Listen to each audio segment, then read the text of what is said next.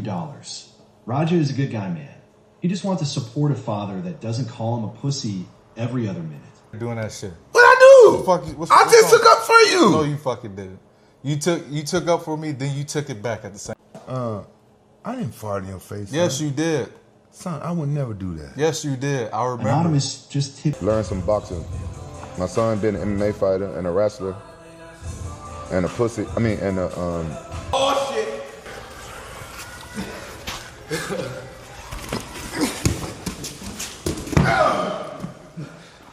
Bitch! Why you filming that shit, nigga? God damn it, you should turn the camera away. Kinda, I guess. good. I'm gonna kind of stretch these nuts all over your face. yeah, I got you with one. Fuck you. What happens when years of public humiliation and family tension finally reach a boiling point? For Rampage Jackson, the son of UFC legend Rampage Jackson, that breaking point played out in front of a live audience and thousands of viewers online. One moment, it looked like a harmless wrestling bit. Minutes later, a veteran performer was fighting for his life and Raja was pacing the street with blood on his fists.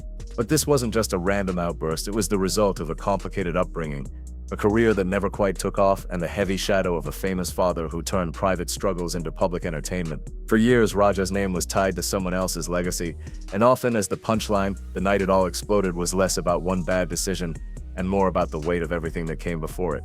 Before the headlines, before the chaos in the ring, Rampage Jackson was simply trying to make a name for himself. Being the son of Quinton Rampage Jackson, a UFC icon known for knockouts and larger-than-life trash talk, sounds like an advantage. But for Raja, it was a constant uphill battle. The moment he stepped into any combat sport, comparisons were immediate. Fans wanted the same charisma, the same power, the same highlight reels. Raja did train. He worked on his craft, fought in amateur circuits, even stepped into the cage for his first professional MMA fight. But his debut ended in a loss, and in a world where fighters are built on hype, that stumble made the climb even steeper. Instead of headlines, he found himself pivoting, trying streaming, gaming, and guest appearances in the pro wrestling scene, searching for something that could set him apart. Like and subscribe to Stars and Hypes for more, and let's continue. What he got instead was pressure. Pressure to live up to a last name that's a brand in itself. Pressure from an audience that wasn't always kind, and most of all, pressure from the one person he couldn't escape, his father, whose loud personality and sharp tongue often turned Raja into the butt of the joke. For most fighters, the first pro bout is the start of something. For Raja, it was more like a brick wall. He entered the cage carrying a famous name, the weight of expectations, and an audience ready to measure every move against his father's legacy. One loss might not seem like much, but in the world of combat sports, where hype matters as much as skill, it can set the tone. Sponsors stop calling, promoters look elsewhere, and the internet never lets you forget. So Raja pivoted. He streamed games, dabbled in live content, even tested the waters with pro wrestling appearances. But none of it stuck. Audiences tuned in, but not for his skills, they tuned in for the name, and sometimes for the wrong reasons. The streams became less about building a career, and more about surviving an environment where every comment compared him to someone bigger, louder, and far more established. And looming behind it all was the same problem. His father was always in the frame. Rampage Jackson wasn't just a retired fighter. He was a showman who knew how to command attention. Whether it was playful trolling or flat-out mockery, his personality left little room for Raja to be anything other than the son. For someone trying to carve out his own identity, that kind of shadow isn't just heavy, it's suffocating. Rampage Jackson has always been larger than life. In the cage, he was explosive. In interviews, he was unpredictable. And online, he's a natural entertainer. Loud, funny, sometimes savage. That energy made him a legend to fight fans. But what happens when that same energy is turned inward onto family? For Rampage Jackson, it meant growing up with a father who wasn't just a parent. He was a brand, a personality, and sometimes a relentless critic. To Rampage, the teasing might have felt harmless. A funny story here, a sarcastic comment there. But those stories weren't being told at the dinner table. They were being broadcast to thousands.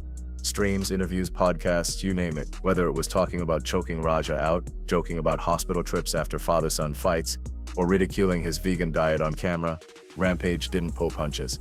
His words stung because they weren't private, they were content. Imagine trying to find your own voice while your father tells an audience that you'll probably need bail money someday.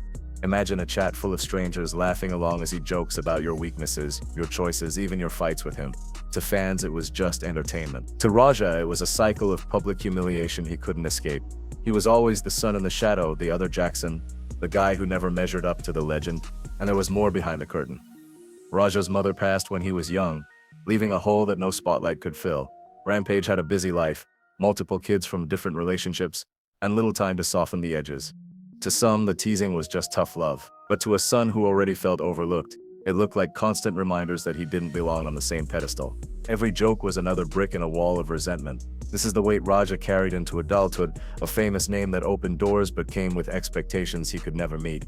Every attempt at building his own career was followed by another clip of his dad laughing about old fights, another soundbite predicting failure. It wasn't just playful trolling, it was a narrative being written in real time, and it made Raja's fight for identity a public struggle, with an audience ready to comment on every move. For some families, teasing is a sign of love, a little tough humor, some playful banter, but in the Jackson household, teasing came with an audience. Rampage wasn't just a dad, he was a public figure who thrived on big reactions, sharp comments, and moments that went viral. And more often than not, Raja was the punchline. It started with harmless digs. Rampage would joke about his son's vegan diet, laugh about how he wanted to be like a gorilla because gorillas are plant eaters.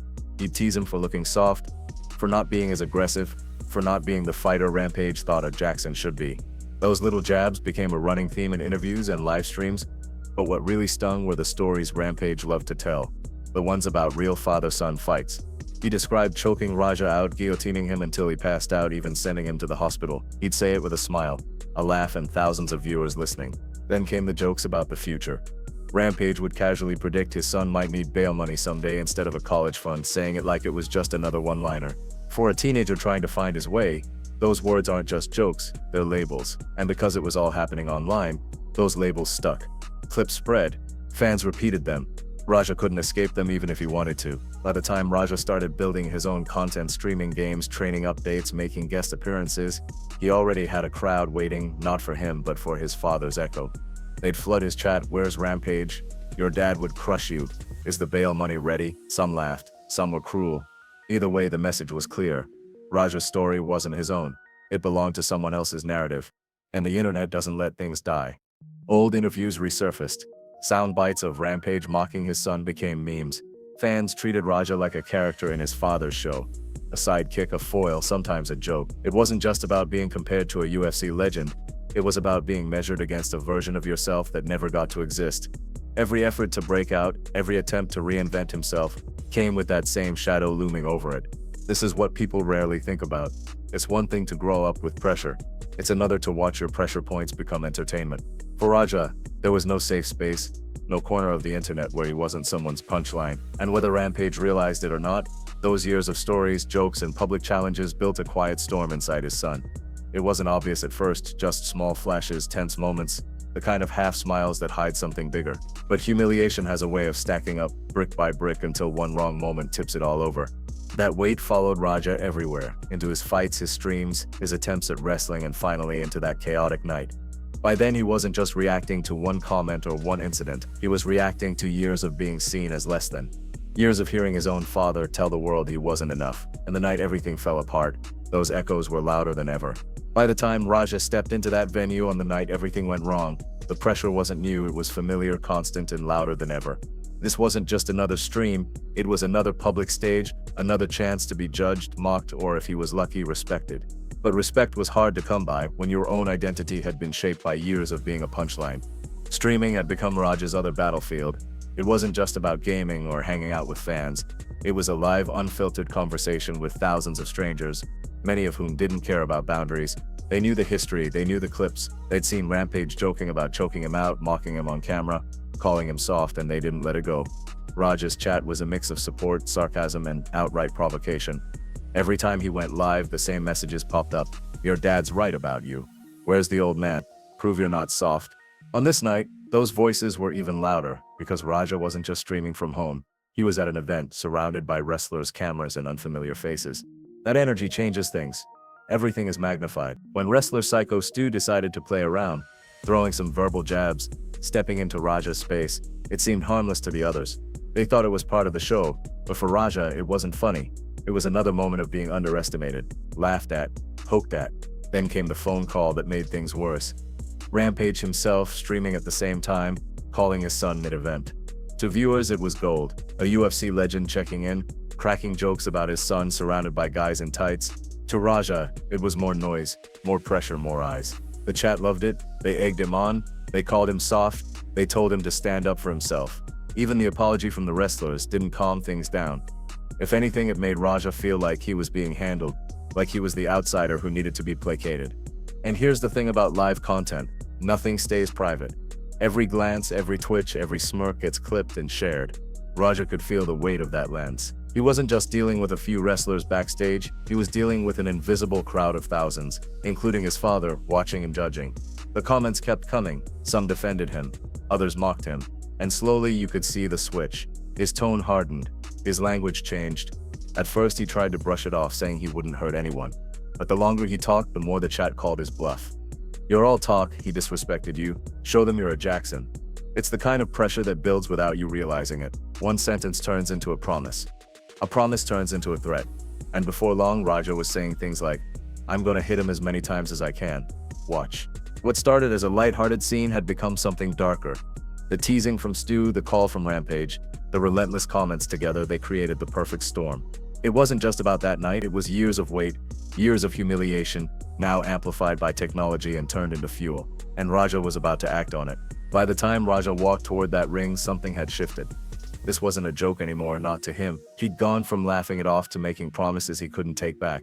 The wrestlers thought they were setting up a bit, something playful to smooth things over. They offered him a chance to get his lick back. A quick staged moment for the stream. But that wasn't what Raja heard. What he heard was a challenge, a green light, a chance to finally stop being the quiet one, the butt of the joke. And remember, Raja wasn't a wrestler. He was a trained fighter. MMA drills teach control, but they also teach impact. Wrestlers work for a show, fighters work to finish. The gap between those two worlds is huge, and that night it showed what can go wrong when you mix two worlds. The moment came fast. Stu was in the ring, playing to the crowd. Cameras were rolling. The wrestlers thought it was all in good fun, but Raja charged in like he was stepping into a cage, not a storyline. No pulling punches, no choreography, just raw aggression. The first takedown looked brutal. The impact shook the mat. Then came the barrage, punch after punch, hard, fast, unrelenting. Within seconds, Stu wasn't defending. He wasn't even conscious. You can see it on the footage, the confusion on the faces around him. At first, some thought it was part of the act. The crowd even cheered for a second, unsure if it was real. Then the tone changed. People rushed in. Someone yelled, others tried to pull Raja off. But by the time they got to him, Stu had taken dozens of shots while completely out cold. The scene was chaos. Staff dragging Raja back, his chest heaving, his hands bloody. Stu on the mat, motionless. Cameras everywhere. And in the background, a live chat lighting up with disbelief. Some viewers were horrified. Others egged it on, calling it payback, saying, "That's what you get for clowning him." For Raja, though, it wasn't a victory. It was an eruption. Years of frustration, humiliation, and pressure condensed into those few seconds. And when it was over, he didn't look like someone who'd won. He looked like someone who'd finally snapped. When it was finally over, the room didn't feel like an event anymore. It felt like a crime scene. Stu lay on the mat, staff kneeling beside him, calling for help. He was barely responsive, blood visible even with the cameras trying to avoid it. Within minutes, paramedics were rushing in. The night's entertainment was finished. A man was headed to the ICU with serious head trauma, and Raja, the man responsible, was being pulled away from the crowd, still pacing like an animal that hadn't cooled down. Outside, Raja kept streaming. His tone was erratic, part anger, part defiance. He cursed at invisible critics, lashed out at the chat, at his father, at everyone who had ever doubted him. He sounded like someone tired of being laughed at, tired of being underestimated. Viewers saw a young man pacing in the street, fists still red, talking to his phone as if it were the only one listening. News of the incident spread fast. Clips surfaced almost immediately, angles from phones, stream replays, shocked reactions. What should have been a forgettable indie wrestling moment was now a viral story. Fans debated whose fault it was. Some blamed Raja alone, saying he'd crossed a line no professional should cross. Others pointed to Rampage, arguing that years of public humiliation had created this breaking point. A few even questioned the event organizers for letting a trained fighter into a stage show. Meanwhile, Stu was fighting for his life. Updates were scarce at first, just whispers, critical but stable, responsive but heavily injured. The fact that he survived was a miracle, but the damage to his body, to Raja's reputation, was already done. And then came the legal questions. Why hadn't Raja been arrested immediately? Why did it seem like law enforcement was moving slowly? To many watching the footage, this looked like an open and shut case of assault, maybe even worse. But police investigations take time. They had to confirm whether it was staged or real, whether there was intent, whether others played a role. For viewers, though, the verdict was already clear. This wasn't entertainment. This was a meltdown. And running through all of it was that same thread. The father-son story. Every clip of Rampage laughing at his son suddenly seemed heavier. Every moment of trolling became evidence. To some, this was the tragic endpoint of years of pressure, public teasing, and quiet resentment. To others, it was simple. A grown man made a violent choice and nearly ended someone's life. But for anyone watching Raja pacing the sidewalk that night yelling into his phone, there was no denying one thing. This wasn't just a fight gone wrong. It was something that had been building for years, and it exploded in the worst way possible.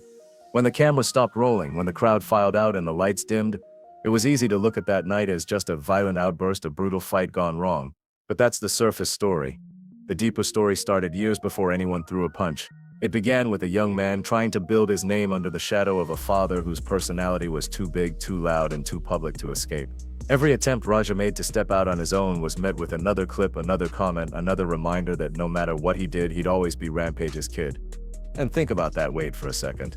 A father's joke is one thing. A father's joke that becomes content, memes, and sound bites played back to thousands is another. It's a pressure most of us will never know. Your private stumbles turned into public punchlines. Your moments of weakness turned into entertainment. The streaming world thrives on conflict, on reaction, on something to talk about. Raja's life became something to talk about. So when he walked into that venue, it wasn't just another night. It wasn't just a streamer stepping into a world he didn't fully belong to. It was years of clipped comments, jabs, and digs trailing behind him like ghosts. And when a wrestler got in his face, when a father teased him live, when a chat full of strangers called him soft, all those ghosts showed up at once. Was it an overreaction? Absolutely. Was it dangerous? No question. But to pretend it came out of nowhere is to ignore the slow build of humiliation, the complicated mix of love and mockery, the need to finally be taken seriously, even if it meant crossing the line. Now, one man is recovering from serious injuries, another man's future career, reputation, maybe his freedom is hanging by a thread, and the internet has moved on to its next controversy, leaving behind fragments of a story that deserves more than a headline. Because this wasn't just about a fight, it was about a father and son who never figured out how to be father and son without an audience. So where does the blame go? Some point at Raja. After all, he made the choice. Others look at Rampage, whose harsh love and humor often blurred into humiliation. A few blame the event organizers for letting someone trained to hurt people treat a staged show like a real fight, and maybe some of the blame belongs to the rest of us, to an online culture that loves to poke, provoke, and watch people explode. But maybe the scarier question is this: what happens next? Streaming doesn't slow down. Audiences want bigger reactions, crazier moments, more conflict. Platforms reward whoever can get the loudest, whoever can shock the most. And in that environment, how many other sons, daughters, friends, or strangers are carrying their own quiet storms? Just one trigger away from breaking. For Raja Jackson, the trigger came that night. His ghosts came with him, and the whole world saw what happened when the quiet kid in the background finally snapped. It's easy to dismiss it as one bad choice. Harder to admit that maybe this was always coming, and hardest of all to accept that it could happen again. If you enjoyed this video, make sure to leave a like and subscribe to Stars and Hype so you don't miss what's coming next. I'd love to hear your thoughts on how things will continue in the comments below. Thanks for watching, and until next time, take care and have a great day.